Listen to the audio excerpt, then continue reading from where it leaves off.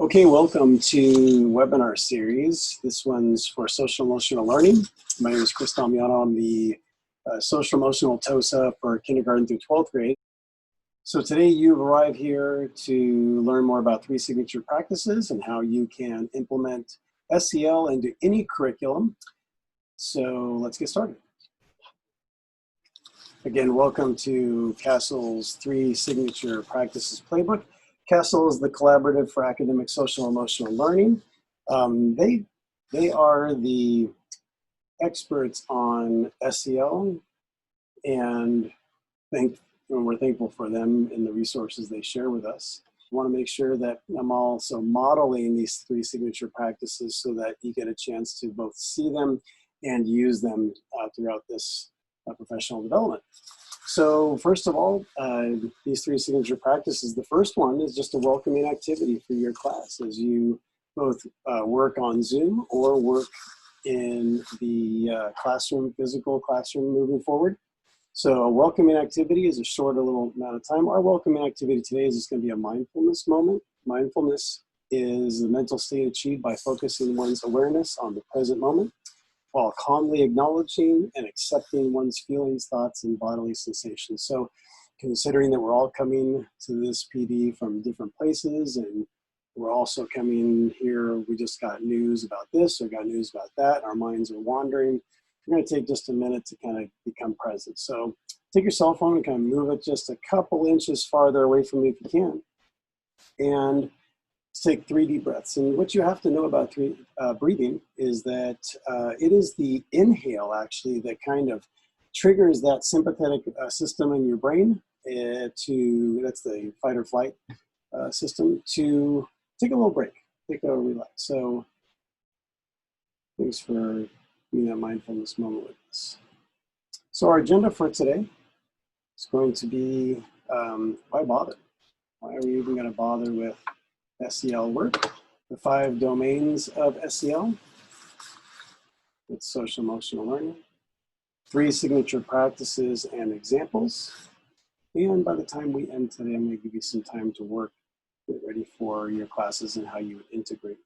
So why bother with SEL? Well, I'm going to share some research with you, and I think that it's important for us to have a common understanding based on science here. So this is a scientific understanding. Statistically, there's a really significant association exists between measured social emotional skills in kindergartners and their outcomes as young adults across multiple domains. And those domains we're going to learn a little bit more about in a moment. But here's where those are significant. So here's where they're significant. Kindergartners with strong SEL competence are more likely to, again, this isn't cure-all, but are more likely to graduate high school, complete college, they have stable employment as a young adult, and are less likely to receive public assistance, reside in public housing, involved with police or any detention facility of any kind. So those are pretty significant. I think those would be something that we would kind of find all self-evident. I think those are significant because we would like to see them in all of our kids.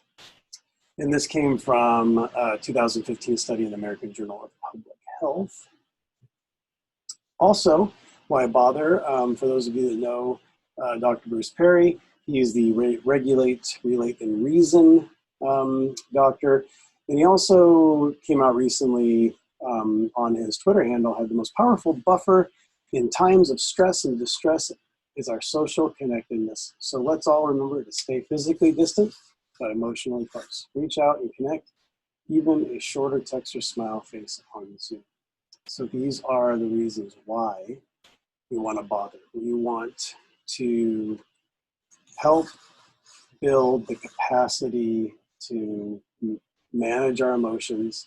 So this is the second part of our agenda, and that is the domains. These are the domains, the 5 domains of social emotional competency.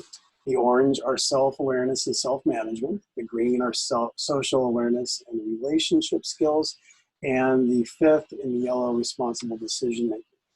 The playbook is linked here in the green. and you're welcome to pause this video and open that up and scroll through it. It's quite a few pages, but the reason why is because the 3 practices that we're going to be talking about are detailed in lessons throughout there. So most of the pages of this playbook are actual tips, tricks, lesson plans, and exactly which of these 5 domain those lessons connect to. One of the things that you need to know again is about those 5 domains, and this is a kind of a highlight of what those 5 domains are and what exactly they entail. So what I'd like you to know that in each of the strategies, they aim to at least support 1 or more of those competencies. Many of the lessons support multiple of these 5 domains. But you'll notice there's self-management, and they have a list there below: impulse control, stress management, self-discipline, but it also defines what self-management is. You'll see self-awareness. I couldn't fit the arrow in there, so I just skipped it. Self-awareness is identifying emotions, accurate self-perception, recognizing strengths, self-confidence, self-efficacy. Responsible decision-making falls some of the things that you would build, or social emotional skills you would build in these kind of lessons, are identifying your problems, analyzing situations, solving problems, evaluating, reflecting. And then over on the right-hand side, we have relationship skills and social awareness. And those, oops, let me go back. Communicating, social engagement, relationship building, teamwork. So especially in this environment, you want to continue to build those skills even though they're not physically in front of each other with students and with our staff. We want to be able to do things where we can continue to engage with each other and build relationships and build teamwork without being physically together. And then the last one, social awareness, empathy, appreciating diversity, respect in others. And in my social emotional learning 101 class that also has a webinar if you'd like it, we go over quite a bit on how social emotional learning is a lever for our equity work. We know that these 3 signature practices encompass parts of lessons that are already kind of self-evident to us. So those are the beginning of your lesson, the middle of your lesson, and the end of your lesson. But as they roll this out, I do want to point out one thing, that a neuroscientist named Richard Davidson is actually a person that speaks about how every behavior intervention being a biological intervention. So anytime you share or put these into your practice, you're actually not just making it like an emotional learning opportunity. You're actually making it a biological intervention into the process of how their brain works, whether how they regulate ourselves as human beings when we're upset, or how we take in joy and what we do with it. So the arrow is pointing to those 3 practices. They are welcoming or inclusion activities, which we did. If you remember, we did a breathing mindfulness moment, and that's kind of setting the tone. The engaging pedagogy, which is making sense, transitions, brain breaks throughout your lesson. And then the optimistic closure. Now, these are the 3 signature practices. And you'll notice that I put in to set the tone for welcoming activity in red, engaging strategy, you would incorporate that into your specific lesson. And then an optimistic closure, which allows the students to reflect. And this last part here in the playbook, which we're creating the conditions for student learning. We want to talk about how these signature practices help our students develop. They aren't just there because they make for good lesson plans, but they add the potential for students to improve these skills and habits throughout their life. And frankly, it's for not just our students, but it's for us. So here's some examples. And I know we're kind of flying through this, but I want to make sure that you have opportunities to prepare yourself. And again, prepare yourself for the Zoom year. But just remember, if you go back up and you click on the link to the playbook, you're welcome to find more strategies. These are just a couple of the examples. So some welcoming activities, maybe a whole group reading, like a mingle. So maybe that looks like in physical world, a little different than our Zoom world. Circle activities from books like Circle Forward. Those are available through your counselor or your social worker or your student success coach. And mindful moments, breathing for 1 minute. Something interesting that Bruce Perry said the other day is that, as information travels, if you think about your brain, the hand and brain, many of you have probably seen this, but the brain stem would be your wrist. The limbic system or the fight or flight or the reptilian part of your brain would be this thumb right here, looking at the video, not looking at the slides. And then the prefrontal cortex and the cortex are here. This is your reasoning brain, the fight or flight brain. What we're noticing, or what Bruce Perry was sharing, was that if you're having a hard time regulating or getting ready or put into this area of learning and reasoning, that only takes seconds to a couple of minutes. This is not a minute, hours kind of a function. So noting that the breathing for 1 minute or doing something for a minute or two really will get your students ready to learn, whether that is just simply singing or doing some kind of a jumping jacks at the beginning, or more welcoming activities like a greeting frenzy. So just know that there are plenty of welcoming activities in the playbook, but you probably have more and you'll get an opportunity to share those. Engaging strategies, so things that you might put inside the middle of your lesson. If you're a math teacher, you're teaching a lesson, perhaps you are working on a pre-calculus lesson and you're working on some kind of an algorithm, and in the middle of that lesson, you do a think, pair, share.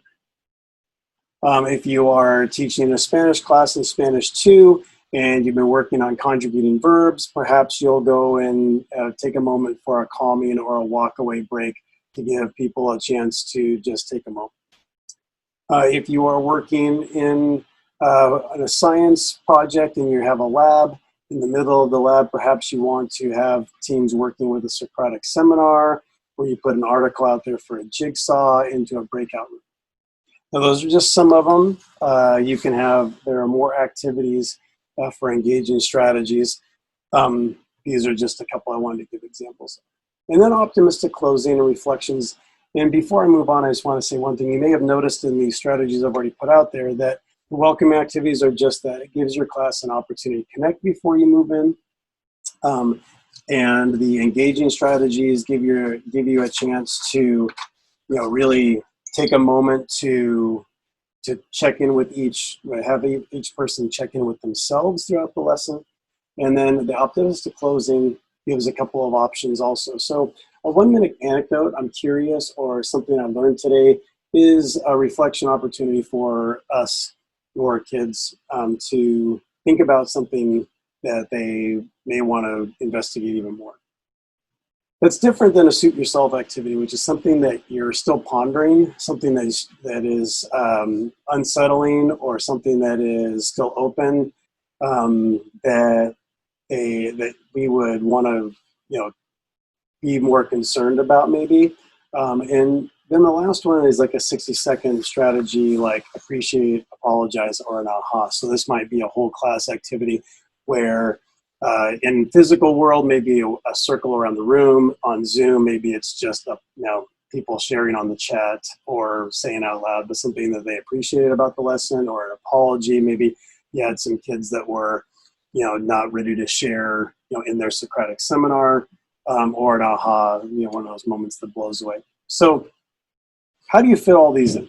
This isn't to say that you have to fit each one of each part of these lessons. And if you can do that, that's wonderful. But reading over the playbook, it's more important that you try to fit one of these 3 practices into each lesson. If you can fit all 3 in, that's wonderful.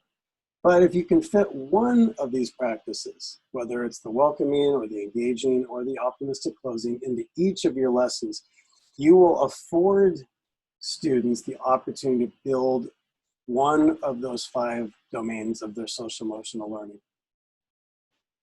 So here's a work time for you. Wanting to stop and give you a chance. First, I want you to just go take a little break. come back in a couple minutes, and then you would click on, I'll click on the link for you. Whether it's you want to make your own copy of this on your computer. What this time is for the next 5 minutes is to think about welcome strategies. And this is something that you already do. So maybe put 1 or 2 in here that you already do. A couple in here, the things that you got from this PD that I shared on the last slide. And this is an activity that I do when I'm in person, this give one, get one. Leave this open if you're with your team though. Maybe you want to talk to another person on your team and say, hey, here's one welcoming activity that I love to do. And maybe they say, oh gosh, this is a great activity that I love to do. And you write that down that you get this from somebody else. So you would give them one that you already have, and you would get one from somebody else. Try to fill in 1 or 2 of these from the engaging strategies also, and then 1 or 2 from the optimistic closure. Once you have done that, you take a couple-minute break, come back in about 5 minutes, and we'll move on. Okay, welcome back from your break. Hopefully you took a moment, but if you didn't, here's a little mindful moment you could do. Kick your shoes off, kind of rub your feet on the floor, try to ground yourself. Take a deep breath. And let's move on to the next part of our agenda, which was the SEL 3 signature practices for the classroom. So again, we're creating conditions for your students to learn by building up their capacity to take care of their emotions. And in the playbook, what you'll find is that before you actually move into the specific lessons, they like to break down the 3 signature practices and their purposes. So you'll see that the welcoming and inclusion activity, 1 to 10 minutes. So again, if you do the 10-minute welcoming activity, you're probably not going to want to work in the engagement strategy or the optimistic closure. Because what we know is you don't want to be doing any Zoom lessons that are longer than 15 minutes. You'll absolutely lose them, right? And actually, I think what I'm hearing recently is 7 to 10 minutes. So you notice the recommended time.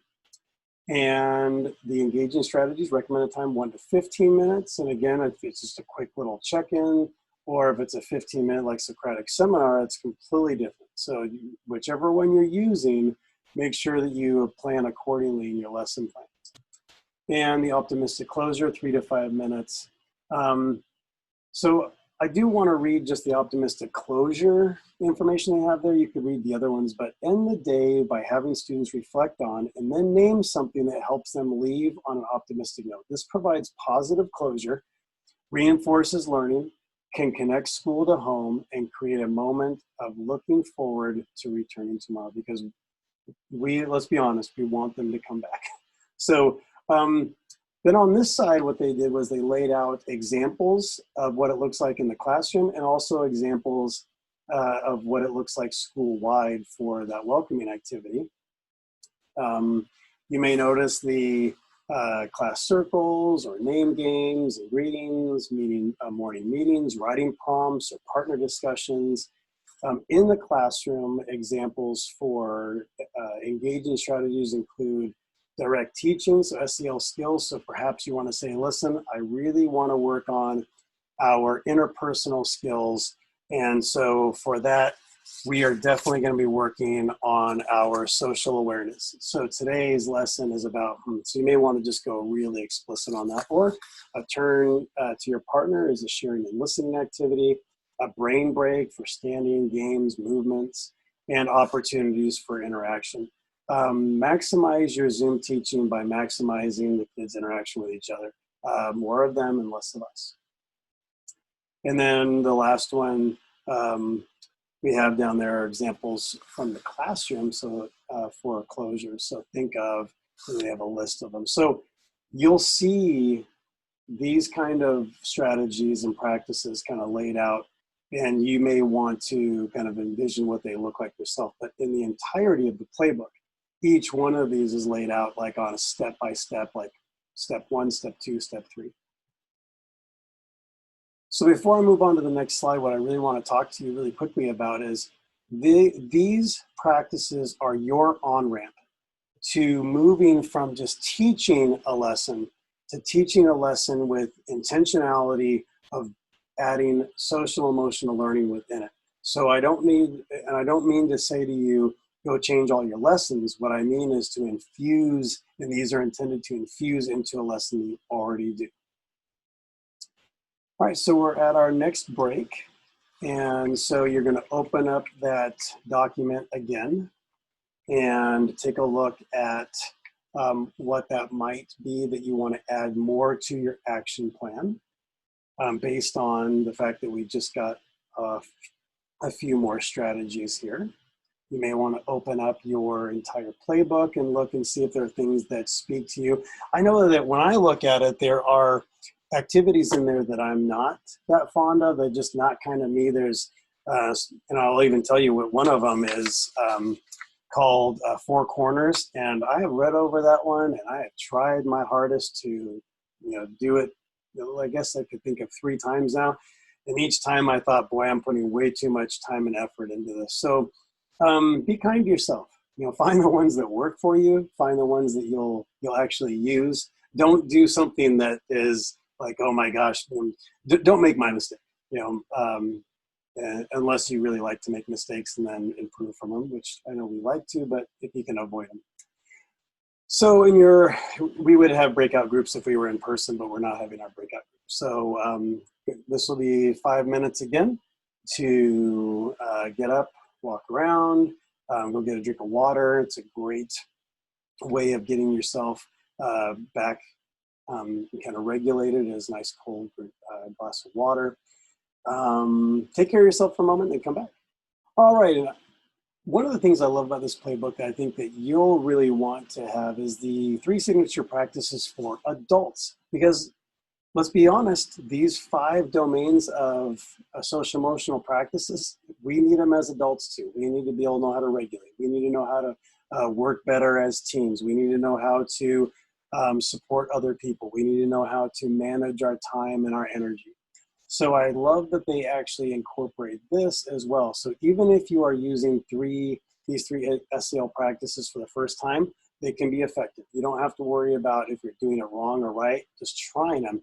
Because when they are carefully chosen, effectively facilitated, and thoughtfully debriefed, they create a solid foundation of safety, consistency, and joy in adults' learning environments. So one thing that is really something to tune into here, though, is how these practices support the multi-tiered systems of support that already exist in our schools. And those, so you'll notice that in adult practices, you want to have a welcoming activity. So again, here we are in our PD. We started with a welcoming activity. If you have a parent activity or a parent outreach, you want to start that with some kind of a welcoming activity, or have an engaging strategy in the middle of it, or some kind of optimistic closing, or all of the above. But wrapping back to that multi-tiered systems of support, these practices are beneficial for every adult participating, and it's important to note that they build off of things like PBIS, or restorative practices, or restorative justice, or trauma-informed care. All of these work in harmony to build up our abilities to manage our emotions. And especially given this time, more than any time, this is a time we really should be building up that ability to be resilient.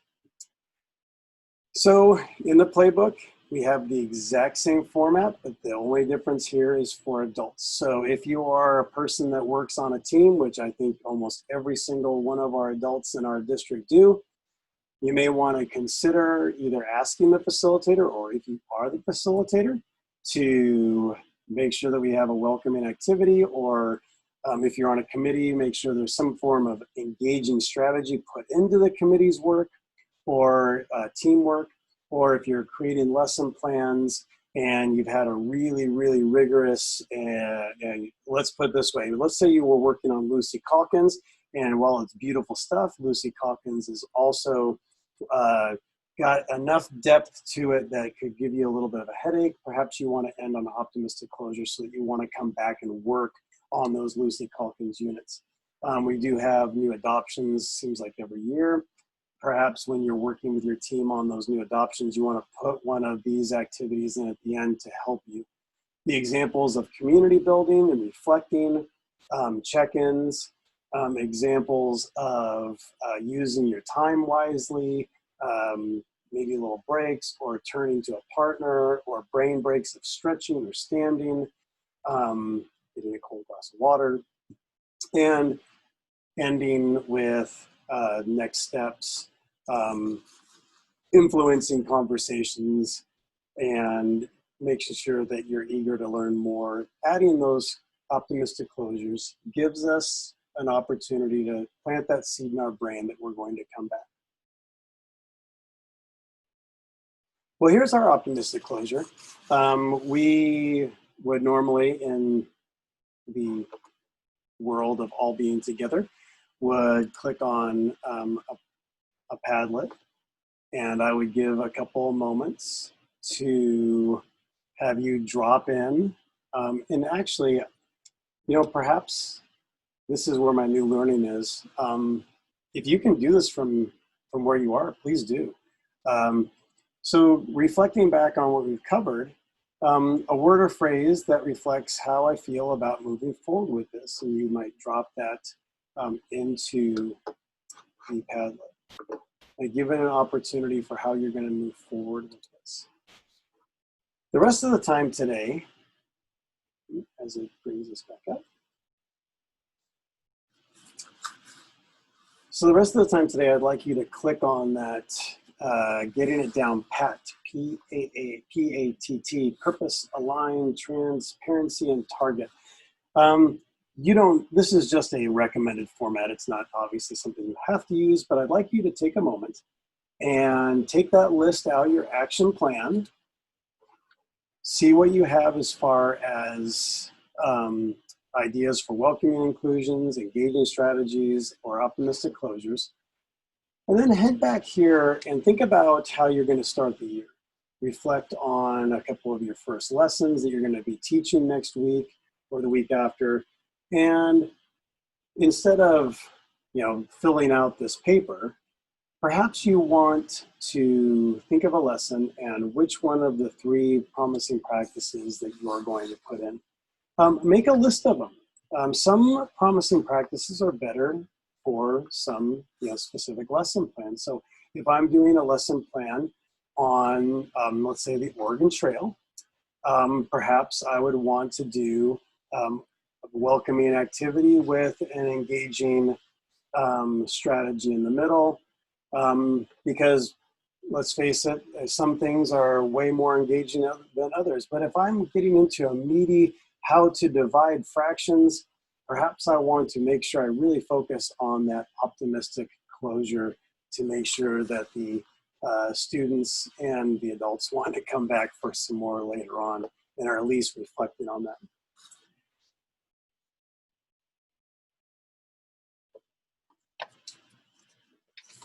So again, I want to make sure that you have all the resources you need. My name is Chris Damiano. I'm the Social Emotional Learning TOSA for K through 12.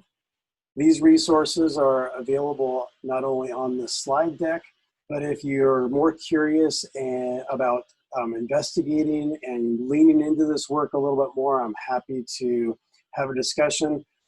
Each site has their own care team, which works around the same material. You also have social workers, counselors, and in the elementary schools, you have your student success coaches who all are familiar with these signature playbook, or at least these practices. So you want to make sure you feel supported, but I also want to make sure you understand that this playbook is your great opportunity to infuse SEL into your practices that you're already doing. It doesn't require you to go outside and find specific lessons, but rather take a strategy and put it into your current lessons so that we can build up emotional regulation, so we can build up the practice of being able to manage our emotions, and so we can also build up our resilience to trauma, to stress, and to pressures. Appreciate you coming, and have a wonderful day.